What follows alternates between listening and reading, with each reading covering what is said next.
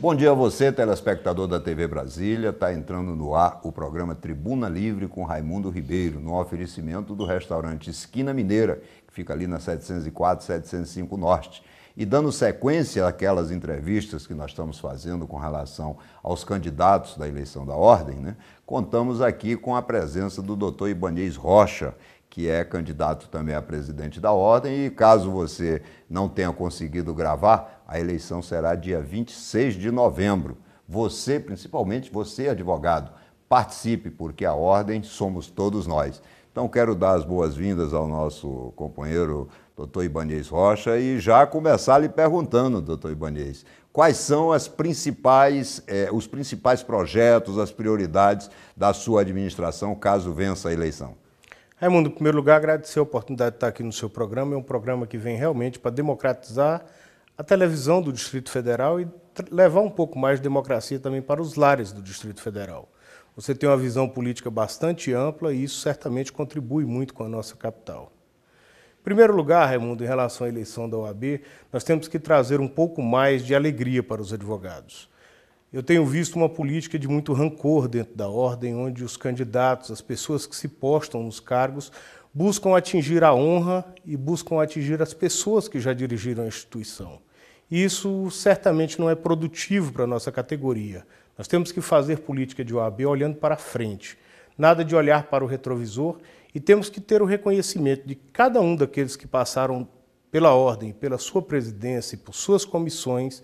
Eles deixaram um pouco de si e trabalharam de forma gratuita em favor de todos os advogados do Distrito Federal. Assim é com o atual presidente e assim foi com todos os que passaram por lá. Então nós temos que mudar o perfil da política de OAB e levar para dentro da nossa instituição mais carinho e mais amizade aos advogados. E isso nós vamos buscar fazer durante nossa gestão. Perfeito. Um dos pontos que mais se fala na questão da eleição da ordem, é a questão das prerrogativas dos advogados. Aqui eu já até esclareci que prerrogativa não é privilégio. Prerrogativa são garantias que você tem para o exercício da nossa atividade profissional, do exercício da advocacia. E hoje nós sabemos que as prerrogativas nem sempre são plenamente atingidas. Aliás, me surpreendeu muito quando ontem eu li uma entrevista do futuro presidente do Supremo Tribunal Federal, que é o ministro Joaquim Barbosa, dizendo que não recebe advogados. Quer dizer, se o presidente de um poder, como o Poder Judiciário, dá uma declaração dessa, é hora realmente da Ordem dos Advogados se movimentar, porque isso é um direito inalienável do cidadão que é representado pelo advogado. E aqui em Brasília, evidentemente, com outras proporções, as coisas acontecem mais ou menos da mesma forma. Como é que a sua direção vai enfrentar esse problema, Ibanez? Bom, Raimundo, eu digo isso a todos os advogados sempre. Nós estamos num momento da advocacia muito crítico. A violação à prerrogativa ela se tornou institucionalizada e profissionalizada pelas autoridades e hoje até mesmo por agentes, que não são aquelas autoridades constituídas. Então nós também vamos profissionalizar o atendimento aos advogados, Raimundo. Nós vamos ter 5 colegas contratados pela Ordem dos Advogados do Brasil, seccional do Distrito Federal, que atenderão a todos os chamados dos advogados durante todo o expediente, de dia e à noite, em todos os locais do Distrito Federal. As violações ocorrem principalmente em delegacias de polícia. Eu digo a você hoje, Raimundo, que as violações ocorrem em todos os locais onde os advogados militam.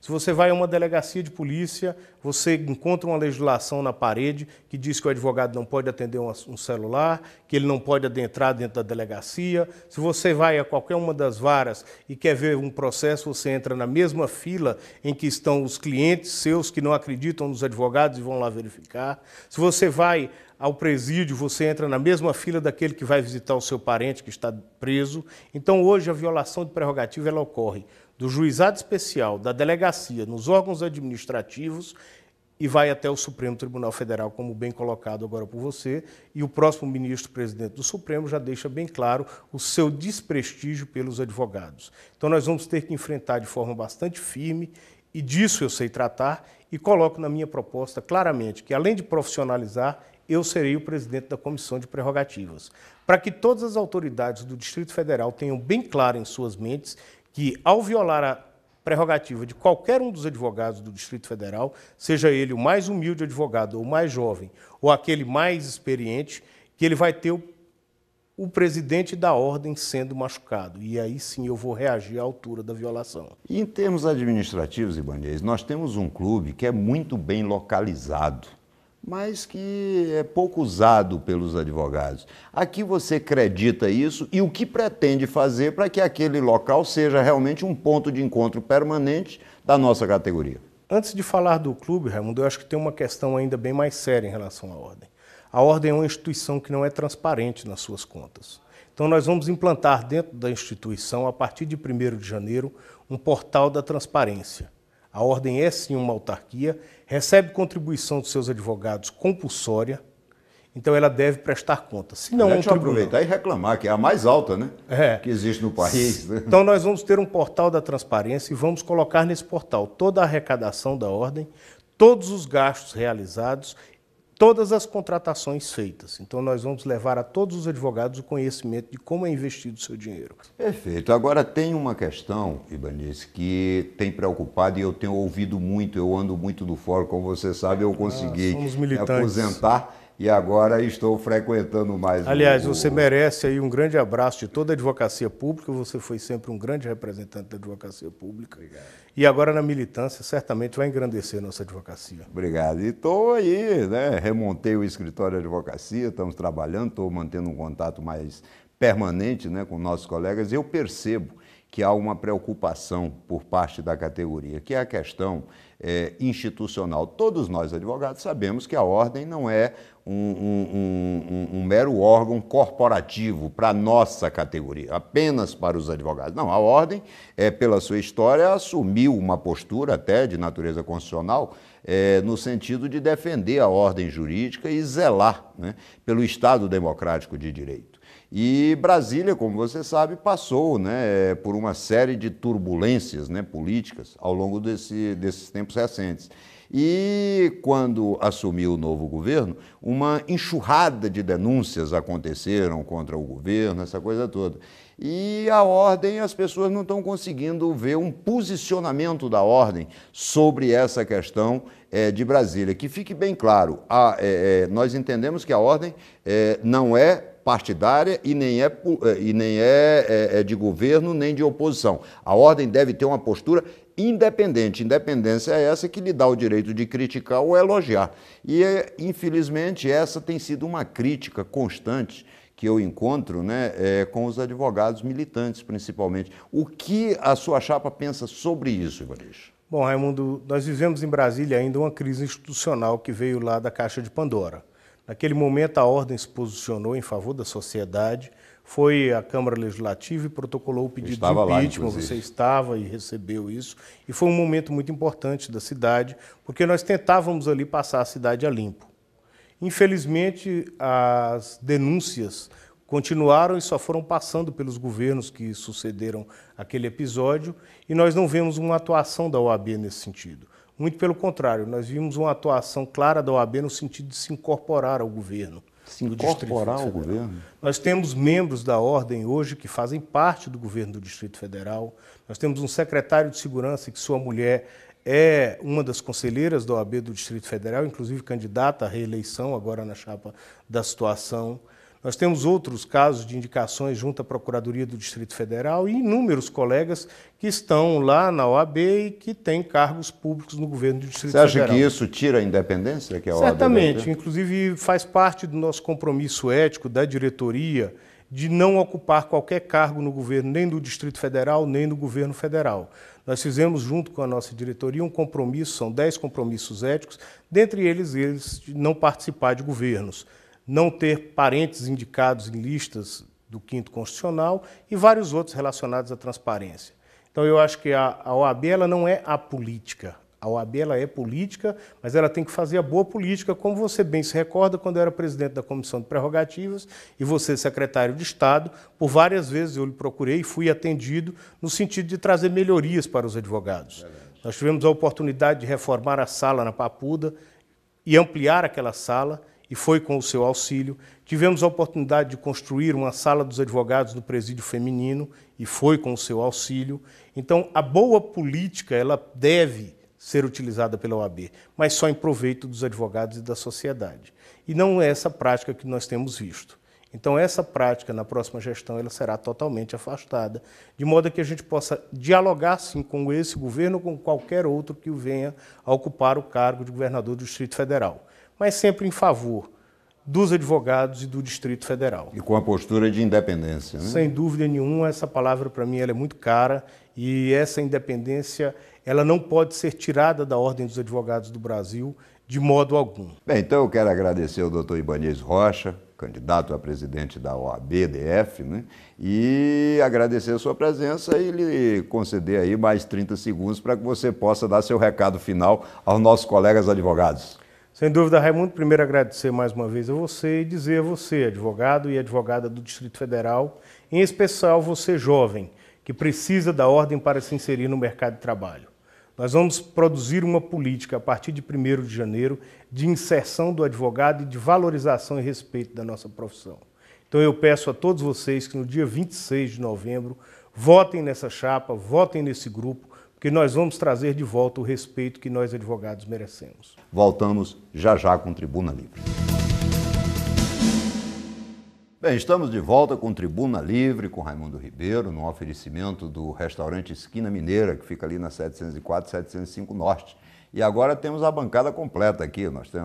Contamos aqui com o João Eduardo Zisman, né? Nosso articulista político, temos aqui o nosso jornalista Luiz Solano, né?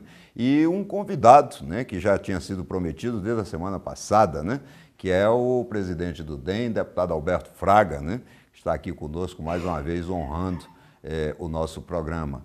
E vamos discutir muito política local, né? Vamos verificar como é que está a questão aqui no Distrito Federal, né? Então seja bem-vindo, deputado Fraga, e o João Eduardo já tem uma pergunta pronta para você. Vamos lá, né? Olha, presidente, aqui tratado como presidente do DEM, o partido deu uma demonstração, seu partido deu uma demonstração que está vivo, né? A eleição do ACM Neto, uma eleição emblemática do ponto de vista nacional, e resgata a sigla de sobremaneira. Nós, essa semana, tivemos a oportunidade de fazer a cobertura da filiação do deputado Isalci Lucas ao PSDB local. E deu uma demonstração de força, vários deputados senadores, o líder do partido, e deputados de outros partidos. Não é cedo, na realidade de Brasília, se falar nas eleições de 2014, em função do desastre do governo que é notório. A pergunta é o seguinte: o DEM vai participar dessa grande coalizão de forças que se movimenta, que se mostra no sentido de participar da eleição e vencer, ou lançará candidato próprio? Não, nós estamos tentando e vamos buscar esse entendimento. Nós queremos uma frente, nós queremos uma coligação ampla com esses partidos. Eu uso a palavra direita, mas tem gente que tem medo de dizer que é de direita porque já acham que tem algo a ver com a ditadura. Não tem nada a ver. Eu digo que partidos de direita são os partidos conservadores. E eu acho que no momento que nós criarmos uma frente com democratas, PSDB, PPS, e até mesmo, por que não colocar PP, PR, e aí sim, após a união desses partidos considerados, vamos dizer assim, grandes, é que nós temos que tirar um nome dessa coligação. Agora, não havendo entendimento, não havendo essa coligação ou esse grande entendimento, não tenham dúvida que o Democratas terá, sim, candidatura própria, em todos os níveis, de governo até deputado distrital. Aliás, eu faço até aqui um registro, né? A nossa coligação elegeu 11 deputados, 11.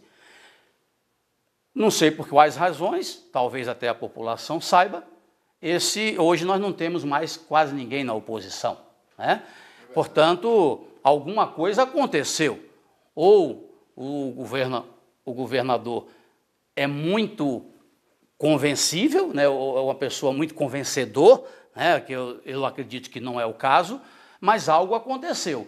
Se você elege 11 e hoje você não pode contar nem com 2, tem alguma coisa errada. Portanto, eu acho que o partido, ao ter perdido 3 deputados, nós perdemos 3 deputados, porque os 2 titulares, depois perdemos o suplente também, que inclusive é uma notícia de primeira mão, nós vamos ser obrigados, inclusive, a buscar o mandato do 3º deputado do Democratas, que ele saiu do Democratas e não se filiou a nenhum partido. Parece-me que o Ministério Público já está com essa denúncia e vai levar adiante essa questão. Por isso, o partido está renovado, o partido está vivo, como você mesmo disse, o partido conta com um nome, quer queiram, quer não. Nós tivemos 500 mil de votos na eleição passada, foi a 2ª legenda mais votada, e olha, para falar a verdade, o Democratas tem muito que mostrar, inclusive a forma de governar, porque a cidade sabe o que é que os democratas fizeram no governo da cidade. Presidente, eu tenho até uma posição sobre essa questão. Eu acho que é notório, como o João mesmo colocou, né, que o governo atual é extremamente ineficiente. Ou seja, você não tem a população atendida na área de saúde, na área de segurança, na área de educação, a infraestrutura nem se fala, né? Quer dizer, as obras inacabadas. Aliás, essa semana nós tivemos aí uma chuva que paralisou a cidade. Apagão é toda hora. Quer dizer, 14 horas sem luz na minha casa. No Lago Norte? No Lago Sul. E no Lago Norte eu fui dormir 9 horas da noite, 5 horas da manhã chegou a energia. Então, Fraga, veja só, dentro desse raciocínio, eu acho o seguinte, que não se trata mais de você querer ou não participar da política. Eu acho que é necessário que as pessoas de bem dessa cidade se juntem para salvar Brasília, para resgatar Brasília. No programa passado nós falamos, quando o governador assinou um contrato com uma empresa lá de Singapura para pensar Brasília no ano 2060, olha, se continuar desse jeito, nós não chegamos em 2014, quanto mais a 2060. Então eu acho que as pessoas de bem, as pessoas sérias dessa cidade, precisam urgentemente cumprir uma missão, que é se juntar, se organizar e resgatar Brasília. Raimundo Ribeiro, você falou uma coisa, inclusive esse contrato vai ser a grande assombração do governador. Você veja que a coisa é tão errada, tão absurda, que o normal seria que essas pessoas de Singapura, essas autoridades, aliás, esses mágicos, né, viessem de Singapura e assinassem o contrato aqui no Brasil. Seria o normal, estar vendendo um produto, alguma coisa? Não. O governador, dentro do seu roteiro de viagens excessivas... Aliás, vai viajar já agora, segunda-feira de novo, né? Pois é, ele tem que visitar Brasília, né? Porque ele tem que andar um pouquinho mais aqui em Brasília. Então, veja o absurdo e a nebulosidade, é que os caras vieram aqui, ao invés, o contrário. O governador pega um avião, cruza o mundo para ir assinar o contrato lá em Singapura. Quer dizer, eu acho que aí, independente de qualquer problema partidário, eu quero parabenizar a atitude dos 2 senadores que, inclusive, já pediram... O senador Cristóvão e o senador Hollenberg, né? Os 2 já pediram, inclusive, não vou dizer investigação, mas que o Tribunal de Contas se manifeste a respeito desse contrato. Mas, Solano, você está aí calado, observando, mas eu sei que você tem alguma coisa para perguntar ao Fraga. Tenho sim. Já que se falou em 2014 e 2060, faço uma pergunta ao deputado Fraga com relação à coincidência das eleições a nível geral, para presidente da República até vereador. Porque tem um projeto. Tem um projeto, inclusive a ministra presidente do Supremo do Tribunal Superior Eleitoral disse que nessas eleições municipais foram gastos em torno de 400 milhões de reais. Eu pergunto, qual é a posição do DEM fazer essas eleições de presidente e vereador já a partir de 2018 e prorrogando o mandato dos deputados e vereadores que foram eleitos agora? Solano, eu acho que já passou da hora disso acontecer. Um país como o nosso tem que aprender a gastar o dinheiro de forma mais equilibrada. Não se justifica em hipótese alguma você fazer eleição no Brasil de 2 em 2 anos. Os senadores e deputados estão reclamando porque eles estão gastando dinheiro de 2 em 2 anos. E é verdade, porque Brasília não tem a questão de prefeito nem vereadores, mas os outros estados têm. E nós sabemos que a capilaridade nos estados estão nos vereadores e nos prefeitos, para os deputados federais e para os senadores. Por isso, o Democratas, eu não tenho dúvidas que é totalmente favorável. Agora, o que eu penso é que o governo federal, com o rolo compressor que ele tem dentro do Congresso, ele pode aprovar isso a hora que ele bem quiser. Não aprova porque não querem, porque há interesses escondidos nessa história aí que nós não sabemos ainda identificar qual é. Agora, que não se justifica, veja os Estados Unidos, faz uma eleição para presidente, eles aproveitam a eleição, aproveitam que o povo vai às urnas e colocam vários assuntos... Lá elege xerife, juiz, elege tudo. Tudo. Aqui no Brasil nós temos algumas coisas muito ainda questionáveis e que eu acho que tem que existir uma manifestação popular. Primeiro, pode uma eleição dessa fazer um referendo para saber se o povo quer essa impunidade do menor. É tudo junto. Colocar isso, você vai votar, vai lá, bota seu voto, você é a favor, você acha que a impunidade, a menoridade penal deve acabar? Alguém colocar sim ou não. Como foi feito o referendo das armas, que foi a população disse não, e agora a série de parlamentares aí querendo recriar a coisa de novo, porque perderam, quer dizer, a democracia só vale quando a esquerda ganha? Não, eu acho também que a direita ou os conservadores precisam ter a sua vontade. Uma frase muito interessante, né? Ele diz que democracia é quando eu mando em você, né? E ditadura é quando você manda em mim, né? Agora é engraçado, essa questão da eleição, uma eleição de 2 anos, ela realmente paralisa a máquina pública. Porque a eleição mobiliza todo o universo político. O Congresso, o universo político nacional e dos estados e do município. E mais do que isso, quer dizer, o cargo de prefeito ou de vereador fica como prêmio de consolação para quem perder a eleição para deputado ou para governador. É verdade. Exatamente. E aconteceu isso, né? Aconteceu. Você veja que, por exemplo, um exemplo, o Arthur Vigílio perdeu para o Senado e, em compensação, ganhou a prefeitura. O César Maia, no Rio de Janeiro, se elegeu vereador. É verdade. Quer dizer, eu preferiria que fosse uma coisa única, né? Uma eleição é eleição. O país pararia para você definir os próximos 4 anos. Eu acho, para finalizar a sua pergunta, que ainda não aconteceu isso por causa da questão da prorrogação dos mandatos. Que esse é um assunto muito delicado, a questão de prorrogar. Mas nós já tivemos isso no passado. Ou você prorroga, ou você diminui. Encurta. Ou você encurta. Quer dizer, então é melhor, quando se fala em prorrogar, muita gente no Congresso já disse, aí é golpe da democracia, porque foi eleito para 4 anos, por que é que vai dar mais 2 anos? Nós temos que encontrar só a equação. A não ser que você faça com bastante tempo de antecedência e coloque, olha, esses vereadores serão eleitos para 6 anos e tal, e aí, a partir dali. Né? Tem maneiras de fazer, não faz se não quiser.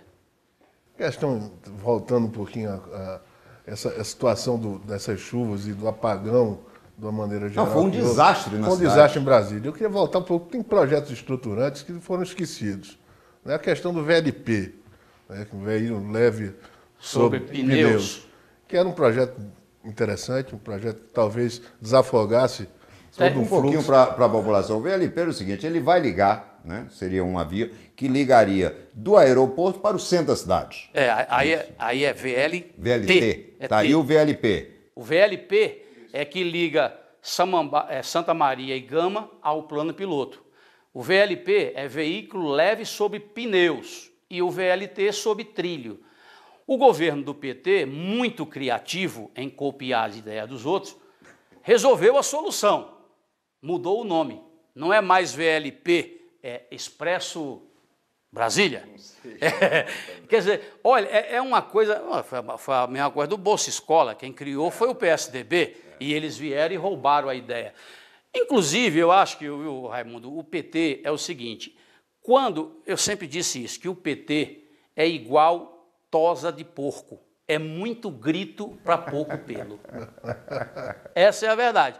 Porque eles fazem uma coisa, as obras que nós deixamos todas praticamente prontas, eles demoraram 2 anos, 2 anos e meio para inaugurar. Mas isso sabe o que é? É estratégica, para ver se o povo esquece e pensa que foram eles que fizeram as obras. E você falou sobre obras esquecidas, né, e criatividade. Eles agora conseguiram, o governo conseguiu fazer uma via exclusiva para ônibus, né? Só que essa via exclusiva para ônibus é o seguinte: você diminui uma faixa do motorista comum e bota aquela faixa só para ônibus. E foram de uma rapidez extraordinária na instalação de pardais, né? Quer dizer, na verdade é mais uma forma de arrecadar. A linha verde, se eu não me engano, a cada 250 metros tem um pardal. Olha, eu estou, inclusive, dando essa notícia de primeira mão aqui no seu programa. Tem uma capital brasileira que acabou com todos os pardais. E a minha pergunta principal ao diretor do Detran foi: Bosco, aumentou ou diminuiu o número de acidentes? Responda. Quer dizer, é uma coisa objetiva, né? Responda.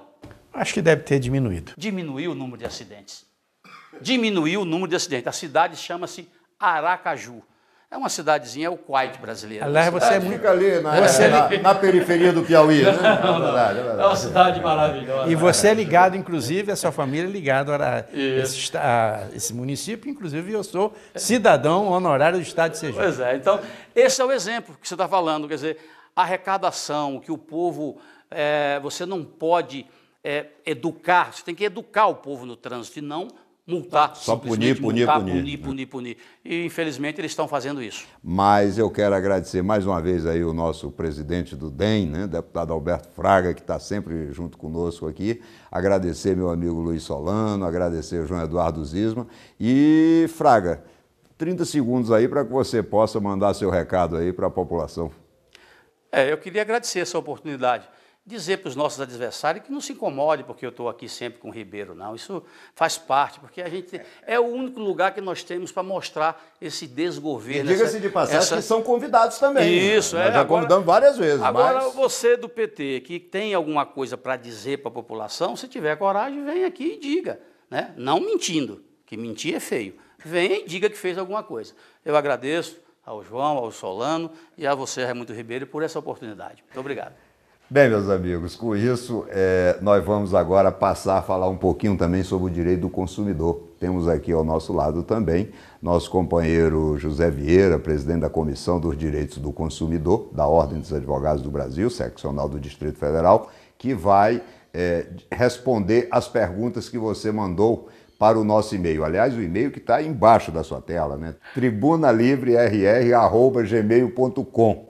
Você pode mandar a sua pergunta que no sábado seguinte o Vieira estará respondendo, doutor Vieira estará respondendo ao seu questionamento. Bom dia, doutor Ribeiro. Bom dia a todos que estão nos ouvindo. Hoje nós vamos falar sobre propaganda enganosa. Temos uma pergunta da dona Mônica, da Asa Norte. Ela pergunta o que poderemos falar sobre o Liquida Brasília. O Liquida Brasília é uma propaganda enganosa. Digo isso porque a mercadoria que não é vendida no período de final de ano, no Natal e Ano Novo, eles aumentam os preços e a partir de janeiro eles põem essa propaganda Liquida Brasília. Aí você, consumidor, fica atento com relação a essas questões. Toda aquela mercadoria que é colocada em liquidação após o Ano Novo, aquela mercadoria ela foi aumentada de preço e muitas vezes o desconto que eles dão não superam o aumento que foi dado. Muito obrigado, meu caro consumidor, pela sua atenção. No próximo sábado estaremos aqui de novo. Bem, meus amigos, chegamos ao final do nosso programa. Eu sei que o tema é palpitante, mas, infelizmente, o tempo não espera. Então, queremos agradecer aí a sua paciência, a sua audiência e dizer que, se Deus permitir, no oferecimento do restaurante Esquina Mineira, que fica ali na 704, 705 Norte, sábado que vem estaremos novamente na sua companhia. Até lá, se Deus quiser.